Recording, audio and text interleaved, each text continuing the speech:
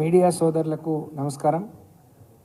అలాగే ఈ సమావేశంలో నాతో పాటు పాల్గొంటున్న గౌరవనీయులు పెద్దలు మాజీ శాసనసభ్యులు మాజీ విప్ సోదరి అక్క గొంగిడి సునీత గారు, గౌరవనీయులు మాజీ శాసనసభ్యురాలు హరిప్రియ నాయక్ గారు, అలాగే ఎలక్ట్రానిక్ మీడియా ప్రింట్ మీడియా సోదరులకు పేరు పేరున నమస్కారం. మొన్నటి నుంచి మనం అందరం కూడా చూస్తూ ఉన్నాం. గౌరవనీయులు బీఆర్ఎస్ పార్టీ శాసన మండలి సభ్యురాలు కల్వకుంట్ల కవిత గారిని ఈడీ హైదరాబాద్లో ఏదైతే అరెస్ట్ చేసిందో దీన్ని మరి కేసుకు సంబంధించి కొన్ని విషయాలు మీ దృష్టికి తీసుకురావాలనేది ప్రయత్నం. ముందుగా ఈ అరెస్ట్ను అన్యాయంగా అక్రమంగా కేసులో ఎలాంటి ఇది లేకుండా అరెస్ట్ చేయడాన్ని తీవ్రంగా ఖండిస్తూ ఉన్నాం. ఈ అరెస్ట్ కోణం చూస్తే ఇక్కడ కేసీఆర్ గారిని బీఆర్ఎస్ పార్టీని, అక్కడ కేజ్రీవాల్ గారిని ఆ పార్టీని, అంటే దేశవ్యాప్తంగా నరేంద్ర మోడీ గారికి బీజేపీకి ఎవరైతే ఎదురు తిరుగుతారో, ఎవరైతే కలిసి పనిచేయరో వాళ్లను లోబర్చుకోవటం, ఇబ్బంది పెట్టడమే పనిగా మరి బీజేపీ పాలన, నరేంద్ర మోడీ గారి పాలన కొనసాగుతుంది.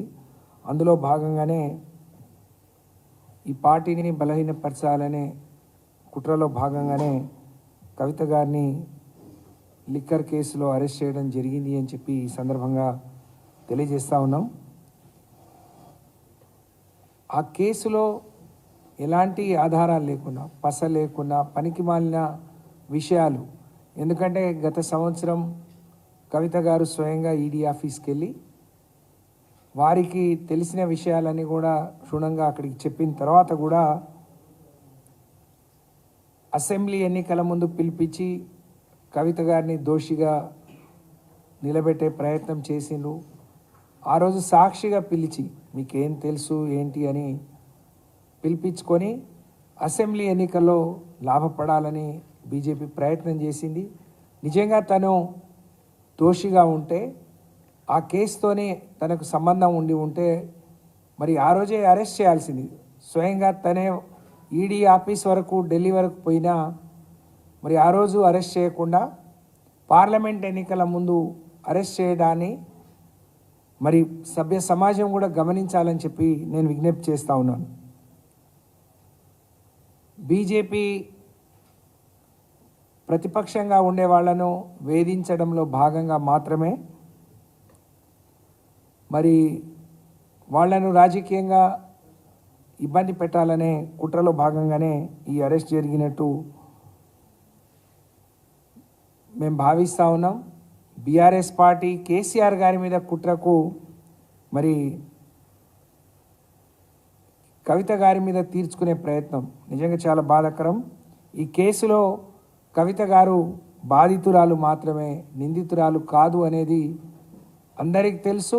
అది రుజువై తను బయటికి వస్తుంది అని చెప్పి తెలియజేస్తూ ఉన్నాను. గతంలో మనీష్ సిసోడియా గారు స్వయంగా చెప్పారు, నువ్వు వస్తే ఆమ్ ఆద్మీ పార్టీని చీల్చి కేజ్రీవాల్ని కాదని వస్తే నిన్ను ముఖ్యమంత్రి చేస్తాం, అన్ని రకాలుగా సహకరిస్తామని చెప్పి మనీష్ సిసోడియా గారిని పిలిపించి మాట్లాడిన తర్వాత ఎప్పుడైతే వారు వినలేదో అప్పటి నుంచి వారిని ఏ విధంగా వేధించి ఇబ్బంది పెట్టారో, ఏ విధంగా జైల్లో ఉంచారో దేశ రాజకీయాల్లో ఉన్న ప్రతి ఒక్కరికి, దేశ ప్రజలకు, ఈ రాష్ట్ర ప్రజలకు కూడా తెలుసనే విషయాన్ని వారే స్వయంగా చెప్పారు. ఎప్పుడైతే వారు మాట వినలేదో ఆ రోజు నుంచి జైల్లో పెట్టిన విషయాన్ని సందర్భంగా నేను తెలియజేస్తూ ఉన్నాను.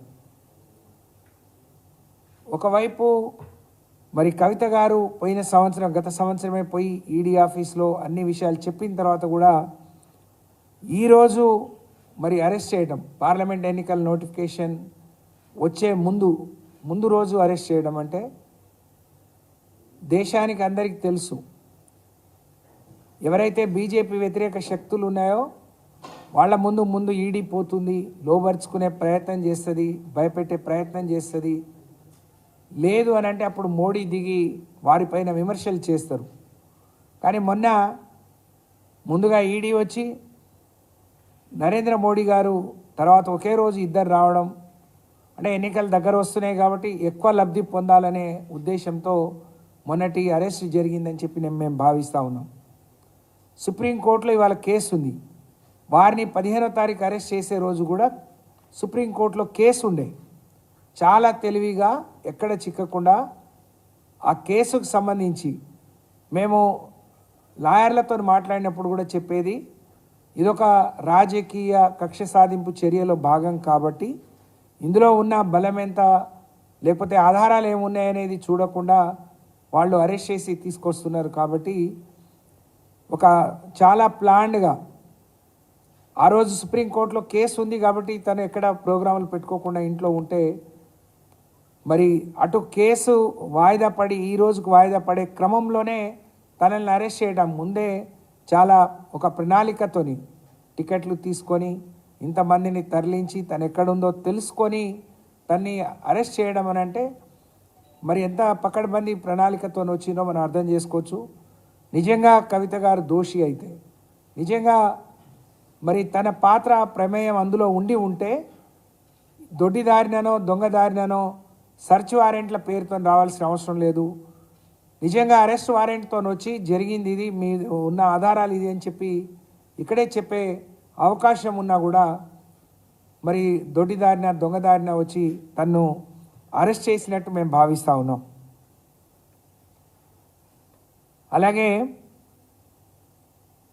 ఈ మద్యం పాలసీ ఏదైతే ఉందో 100 కోట్లు చేతులు మారినాయని చెప్తున్నారు. కానీ ఆ 100 కోట్లు ఎక్కడైనా ఆధారాలు చూపించారా? మీడియాకు లేకపోతే పేపర్ మీద పెట్టడం తప్ప దేనికైనా మీ దగ్గర రుజువు ఉందా అని చెప్పి మేము అడుగుతూ ఉన్నాం. ఢిల్లీ మద్యం పాలసీ మార్పు చేసి దాని ద్వారా మరి లబ్ధి పొందినని చెప్తున్నారు. దేశంలో అనేక పాలసీలు మారుస్తూ ఉంటారు. ఏ ప్రభుత్వం వాళ్ళకు నచ్చిన రీతిలో ప్రజలకు మేలైన పరిపాలన అందించే క్రమంలో అనేక పాలసీలు మరి తీసుకొస్తూ ఉంటారు. మన పక్కనే ఉన్న ఆంధ్రప్రదేశ్ కూడా మద్యం పాలసీ మార్చుకొని వాళ్ళు సొంతంగా వాళ్ళ లోకల్ మేడ్ని వాళ్ళు ప్రమోట్ చేసుకున్నారు. అలాగే ఢిల్లీలో కూడా వస్తున్న ఆదాయం కంటే ఎక్కువ ఆదాయం వస్తుంది అని వాళ్ళ పాలసీ మార్చుకున్నారు. మద్యం పాలసీకి దాని ద్వారా లబ్ధి పొందడానికి ఏమైనా సంబంధం ఉందా అని చెప్పి అడుగుతూ ఉన్నాం. వాళ్ళు పాలసీ మార్చుకుంటే ఏ ప్రభుత్వమైనా, నరేంద్ర మోడీ గారు కేంద్ర ప్రభుత్వం కూడా అనేక పాలసీలు మార్చుకుంది. అంటే పాలసీలు మారితే దాని వెనక అవినీతి ఉన్నట? నరేంద్ర మోడీ గారు కేంద్ర ప్రభుత్వం అనేక పాలసీలు మార్చారు. బొగ్గు పాలసీ మార్చారు, అనేక విషయాల్లో అన్ని పాలసీలు తీసుకొచ్చారు. అంటే అన్నిట్లో మీకు ముడుపులు వచ్చాయా? అన్నిట్లో మీకు లాభం చేకూరిందా? అన్నిట్లో మీకు అవినీతి, అంటే మీరు చేస్తే ఎంత అవినీతి వచ్చింది? ఒక మద్యం పాలసీ మారిస్తేనే ఇన్ని 100 కోట్లు ఇన్ని 1000 కోట్లు చేతులు మారినాయని చెప్పే బీజేపీ నాయకులకు మరి మీరు కేంద్రంలోనే దేశవ్యాప్తంగా అనేక పాలసీలు తీసుకొచ్చారు. ఉదాహరణకు మన దగ్గర ఇక్కడ బొగ్గు దొరుకుతున్నా విదేశీ బొగ్గును కూడా తీసుకురావాలి అని చెప్పి అనేక సంస్థల మీద ఒత్తిడి తీసుకొచ్చిండు.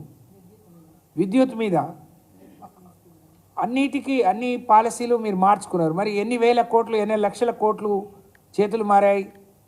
దాంట్లో మీ భాగం ఎంత? మీరు దోషులా? మిమ్మల్ని కూడా అరెస్ట్ చేయాలా?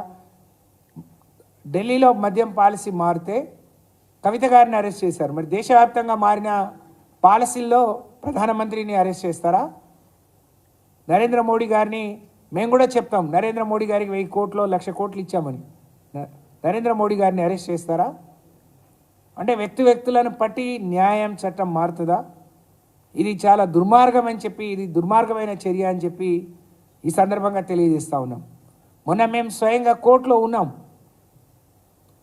సుప్రీంకోర్టులో కేసు ఉండగా ఇదే సుప్రీంకోర్టు ఇంకా ఇద్దరితో కలిపి కవిత గారిని ట్యాగ్ చేసినప్పుడు ఆ కోర్టు ఈరోజు 19వ తారీఖు మరి టేబుల్ అయిన క్రమంలో, అంటే భారతదేశంలో అత్యున్నతమైన న్యాయస్థానం సుప్రీంకోర్టులో కేసు ఉండగా మరి వేరే కోర్టులలో మరి దీంట్లో తనని మరి అరెస్ట్ చేయడం అనేది చాలా దుర్మార్గం. ఎవరినైనా అరెస్ట్ చేస్తే ఫస్ట్ రిమాండ్ చూపిస్తారు, తర్వాతే కస్టడీకి తీసుకుంటారు. అని ఎంత దుర్మార్గం అంటే అరెస్ట్ చేసిన మనిషిని రిమాండ్ చేయకుండా, రిమాండ్ చూపించకుండా తిరిగి మళ్ళీ కస్టడీకి తీసుకున్నారు.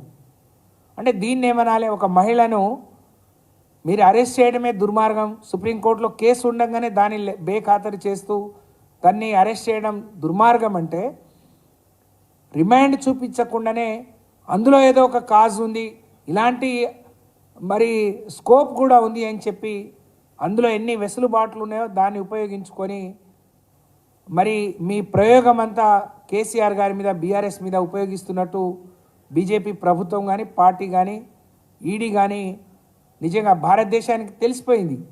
ఇవాళ ఈడీ, మోడీ ఒకటే, నచ్చితే ఒక రకంగా, నచ్చకపోతే ఒక రకంగా. మనమే చూసాం ఈ హైదరాబాద్లోనే గతంలో వేరే పార్టీలో ఉన్న ఎంపీల మీద ఈడీ కేసులు అయినాయి, దాడులు అయినాయి, అరెస్టులు అయినాయి.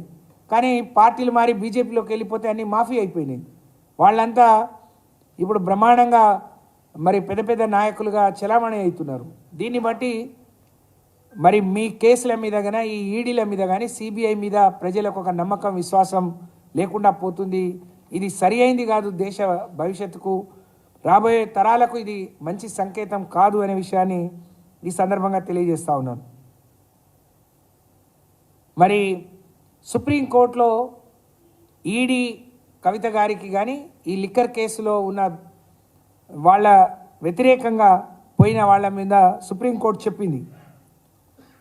మనీష్ సిసోడియా కానీ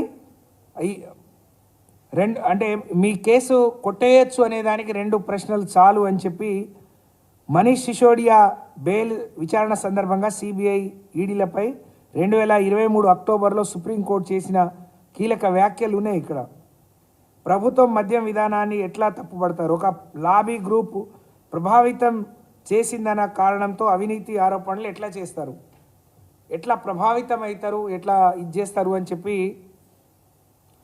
మద్యం విధానంలో మార్పు జరిగింది. వ్యాపార వర్గాలు నిజంగానే వాళ్ళకు తగినట్టు, వాళ్ళకు లాభం అయ్యేటట్టు వాళ్ళు కొన్ని ప్రయత్నాలు చేసుకుంటారు. కానీ దాన్ని తప్పుపట్టే అధికారం కానీ, అవకాశం కానీ మరి ప్రభుత్వాలకు లేవు. లేదా ఒక గ్రూపులను దోషిగా నిలబెట్టే సందర్భం ఎక్కడ ప్రభుత్వం చేయజాలదు అని చెప్పి సుప్రీంకోర్టు చెప్పింది. అయినా మరి వీళ్ళను దోషులుగా చూపిస్తూ అరెస్ట్ చేయడం అనేది దుర్మార్గం. అలాగే కవిత గారిని పిలిపించి మాట్లాడేటప్పటికీ ఇప్పటికీ ఆ రోజేమో సాక్షిగా పిలిచారు, ఈరోజేమో దోషిగా అరెస్ట్ చేశారు. మీకు దొరికిన ఆధారాలు ఏందో ఆ కుటుంబానికి కానీ, పార్టీకి కానీ చూపించాల్సిన బాధ్యత ఉంది అని చెప్పి మేము డిమాండ్ చేస్తూ ఉన్నాం.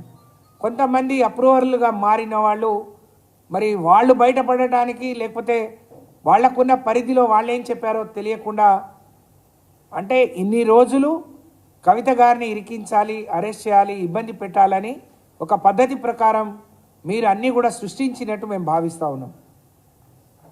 కాబట్టి ఇది సరి అయింది కాదు అని చెప్పి తెలియజేస్తూ, మరి మద్యం పాలసీ కూడా, మద్యం పాలసీ మనం అనుకున్నట్టు ఇందాక పంజాబ్లో మార్చుకున్నారు, ఆంధ్రప్రదేశ్లో మార్చుకున్నారు, అనేక రాష్ట్రాలు వాళ్ళకు అనుగుణంగా మార్చుకుంటాయి. కానీ దాన్ని బేస్ చేసుకొని అందులో ఏదో అవినీతి జరిగిందని మాట్లాడటం నిజంగా చాలా దుర్మార్గం. అలాగే ఈరోజు కేజ్రీవాల్ గారికి కూడా సిబిఐ సమన్లు ఇచ్చింది. అంటే బీజేపీకి వ్యతిరేకంగా ఎవరైతే రాజకీయాలు చేస్తారో, వాళ్ళని ఎవరైతే విమర్శిస్తారో, మరి వాళ్ళ మీద ఈ అక్రమమైన కేసులు, వాళ్ళ మీద దాడి, వాళ్ళని భయపెట్టాలనే ఇదొక అలవాటుగా, ఒక నానుడిగా ఈరోజున్న బీజేపీ సర్కార్కు మారిపోయింది అనే విషయాన్ని ఈ సందర్భంగా తెలియజేస్తూ, మరి దీన్ని ఎక్కడో అక్కడ ఫుల్ స్టాప్ పెట్టాల్సిన అవసరం ఉంది. ఈరోజు సుప్రీంకోర్టులో కేసు ఉంది, మాకు ఆశాభావం వ్యక్తం చేస్తాం.